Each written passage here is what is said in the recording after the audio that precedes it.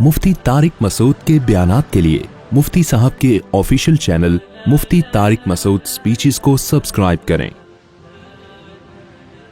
जो अहलुल्लाह होते हैं ना, वो तो दीनी नेमतों को देख के भी डरते हैं कि ये कहीं अल्लाह की तरफ से ढील तो नहीं है।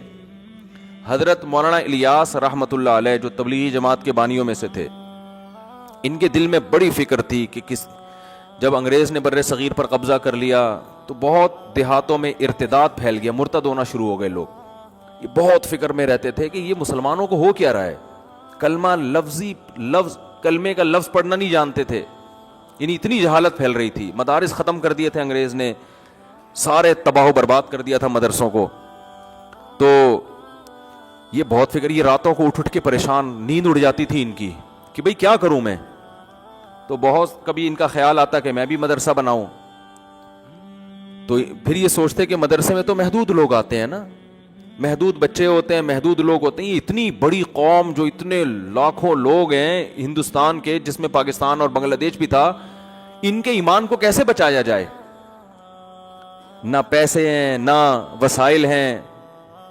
हुकूमत बरतानिया की है, वो तो इस्लाम को नहीं पसंद करता था। तो इतना दर्द था इनके दिल में। इनकी सवाने में लिखा है कि रातों को नींदें उड़ जाया करती थी इनकी। इनके अहले खाना बताते हैं चहलकदमी कर रहे होते थे रात को। तो पूछते क्या कह रहे हैं, ये हमारे यानी मुसलमानों का होगा क्या, ये तो सब इस्लाम से दूर हो जाएंगे, इसको कैसे रोका जाए। तो अल्लाह ने इनके जहन में ये तरकीब डाली कि भाई कोई अलग से मदरसा बनाने की जरूरत नहीं है, कोई इंस्टीट्यूट बनाने की। ये रिवायती तरीके हैं जो सदियों से आ रहे हैं, चलते रहेंगे। अवाम में कोई बहुत बड़ा काम करना चाहिए।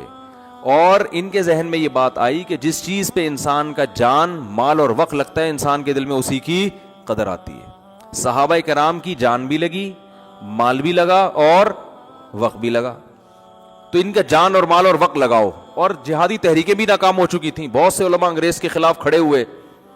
ये जितने देवबंद के उलमा है ना, इनमें कोई एक भी ऐसा नहीं है जिसने अंग्रेज के खिलाफ जिहाद में हिस्सा न लिया हो। ये अंग्रेजों, मैंने परसों एक किताब पढ़ी, द लास्ट मुगल, ये इंग्लिश में किताब है, एक गोरे की, पूरी किताब नहीं, उसका कुछ हिस्सा पढ़ा। द लास्ट मुगल, ये किताब आप लोग जरूर पढ़ें।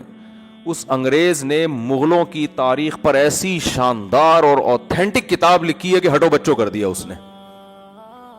क्योंकि उसने जब कोई वाकयात बयान किए ना मुगल हुकूमत के खात्मे के, तो उस वाकयात में उसने उस जमाने के अखबारों के टुकड़े भी पेश किए हैं, उनकी तस्वीरें ले लेके। यानी कितनी एक मुस्तनद किताब लिखी ना उसने उस किताब में एक बात लिखी है, वो मैंने स्क्रीनशॉट भी लिया हुआ है उसका अपने मोबाइल में, कभी मौका मिला तो आपको दिखाऊंगा इंशाल्लाह। कि अंग्रेज जब बर्रे सगीर में आया तो जो मुसलमान हुक्मरान थे ना, जो मुगल बादशाहों के जो शहजादे और शुआरा, ये लोग पूरी रात मुशायरा करते